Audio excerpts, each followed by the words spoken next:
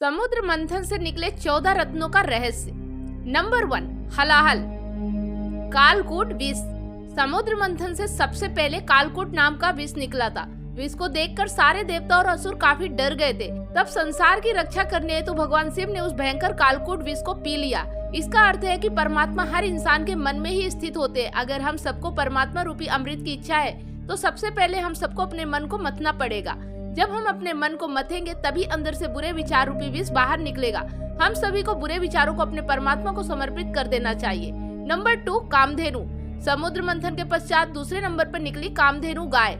वह अग्निहोत्र यज्ञ की सामग्री उत्पन्न करने वाली गाय थी, इसलिए कामधेनु गाय को ब्रह्मवादी ऋषि मुनियों ने ग्रहण कर लिया। दोस्तों, कामधेनु प्रतीक है मन की निर्मलता का, क्योंकि किसी भी इंसान के अंदर से बुरे विचार निकल जाने पर उसका मन निर्मल हो जाता है। ऐसी स्थिति में उस इंसान का परमात्मा तक पहुंचना आसान हो जाता है। नंबर 3, उच्चैःश्रवा घोड़ा।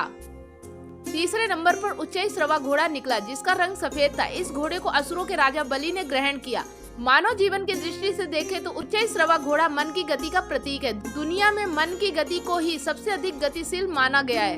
अगर आप अमृत रूपी परमात्मा की प्राप्ति चाहते हैं तो आपको अपने मन की गति पर नियंत्रण रखना होगा, तभी आप परमात्मा को प्राप्त कर सकते हैं। नंबर 4, ऐरावत हाथी। समुद्र मंथन के क्रम में चौथे नंबर पर ऐरावत हाथी निकला था, जिसके 4 बड़े बड़े दांत थे, जिसकी चमक कैलाश पर्वत से भी अधिक थी। ऐरावत हाथी को देवराज इंद्र ने अपने पास रख लिया। दोस्तों, ऐरावत हाथी प्रतीक है बुद्धि का। उसके 4 दांत लोभ, मोह, वासना और क्रोध का प्रतिनिधित्व करते हैं। दोस्तों, शुद्ध व निर्मल बुद्धि से ही हम विकारों पर काबू रख भगवान की प्राप्ति कर सकते हैं। नंबर 5, कौस्तुभ मणि। 5वें स्थान पर कौस्तुभ मणि निकला, जिसे भगवान श्री विष्णु ने अपने हृदय पर धारण कर लिया। दोस्तों, कौस्तुभ मणि प्रतीक है भक्ति का। जब आपके मन से सारे विकार निकल जाएंगे तब आपके मन में भक्ति ही शेष रह जाएगी। नंबर 6, कल्प वृक्ष। समुद्र मंथन के दौरान 6ठे नंबर पर कल्प वृक्ष निकला था। सारी इच्छाओं को पूरा करने वाले कल्प वृक्ष को देवताओं ने मिलकर स्वर्ग में स्थापित कर दिया।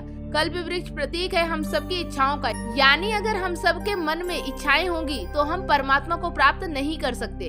नंबर 7, रंभा अप्सरा। अप्सरा रंभा समुद्र मंथन के दौरान 7वें क्रम पर निकली थी। वह देखने में बहुत ही सुंदर थी। वो सुंदर वस्त्र और आभूषण पहने हुए थी। उसकी चाल मन को लुभाने वाली थी। रंभा अप्सरा को भी देवताओं ने अपने पास ही रख लिया। दोस्तों, अप्सरा प्रतीक है इंसान के मन में छुपी वासना का। जब कभी भी हम किसी विशेष काम में लगे होते हैं तब हम सबके अंदर वासना आकर हम सबका मन विचलित करने का प्रयास करती है। उस स्थिति में हम सबको अपने मन पर नियंत्रण होना बहुत जरूरी है। नंबर 8, देवी लक्ष्मी।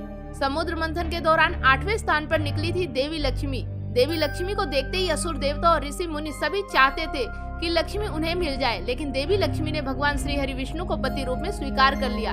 लक्ष्मी प्रतीक है धन, वैभव, ऐश्वर्य व अन्य सांसारिक सुखों का। जब हम सब परमात्मा रूपी अमृत को प्राप्त करना चाहते हैं तो सांसारिक सुख भी हमें अपनी ओर खींचते हैं, पर हम सबको उस ओर ध्यान न देकर केवल परमात्मा की भक्ति में ही ध्यान लगाना चाहिए। नंबर 9, वरुणी देवी। देवी लक्ष्मी के बाद 9वें क्रम पर वारुणी देवी निकली थी। सभी देवताओं की अनुमति से इसे असुरों ने ले लिया। दोस्तों, वारुणी का अर्थ होता है मदिरा यानी नशा। यह भी एक बुराई है। दोस्तों, इंसान में नशा कैसा भी हो, संसार और समाज के लिए वह बुरा ही होता है। अगर हम सबको परमात्मा को पाना है तो हम सबको सबसे पहले नशा छोड़ना होगा। नंबर 10, चंद्रमा। समुद्र मंथन के दौरान 10वें क्रम पर चंद्रमा की उत्पत्ति हुई, जिसे भगवान शिव ने अपने मस्तक पर धारण कर लिया। दोस्तों, चंद्रमा शीतलता का प्रतीक है। जब हम सबका मन बुरे विचार, लालच, वासना, नशा आदि से मुक्त हो जाएगा तब हम सबका मन चंद्रमा की तरह शीतल हो जाएगा। परमात्मा को पाने के लिए हम सबके पास ऐसे ही मन की आवश्यकता है। नंबर 11, परिजात वृक्ष। 11वें नंबर पर परिजात वृक्ष की उत्पत्ति हुई थी। परिजात वृक्ष की विशेषता थी कि इसे छूने से ही शरीर की सारी थकान मिट जाती थी, इसलिए इसे भी देवताओं ने अपने पास ही रख लिया। परिजात वृक्ष का अर्थ है किसी भी मनुष्य को सफलता प्राप्त होने से पहले मिलने वाली शांति। जब हम परमात्मा के निकट पहुंचते हैं तो हमारी थकान मिट जाती है, हम सबके मन में शांति का एहसास होता है। नंबर 12, पांचजन्य शंख। समुद्र मंथन से 12वें क्रम में पांचजन्य शंख निकला था। इसी शंख को भगवान श्री हरि विष्णु ने ग्रहण किया। दोस्तों, शंख को विजय का प्रतीक माना गया है। इसके साथ ही शंख की ध्वनि बहुत ही ज्यादा शुभ मानी गई है। हमारे पुराण कहते हैं कि जब हम सब परमात्मा रूपी अमृत से एक कदम की दूरी पर होते हैं तो मन का खालीपन ईश्वरीय नाद से भर जाता है। ऐसी स्थिति में जाकर हम सबको परमात्मा से साक्षात्कार होता है। नंबर 13, भगवान धन्वंतरी। समुद्र मंथन से सबसे अंत में भगवान धन्वंतरी अपने हाथों में अमृत कलश लेकर निकले थे। भगवान धन्वंतरी प्रतीक है निरोगी तन व निर्मल मन का।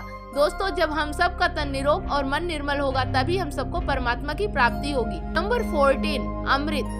समुद्र मंथन में 14वें नंबर पर अर्थात सबसे अंतिम में अमृत निकला था। इसका अर्थ यह है कि 5 कामेंद्रियां, 5 जननेंद्रियां तथा अन्य 4 मन, बुद्धि, चित्त और अहंकार, अगर हम इन सभी पर नियंत्रण करने में कामयाब रहे तभी हम सबको अपने जीवन में परमात्मा प्राप्ति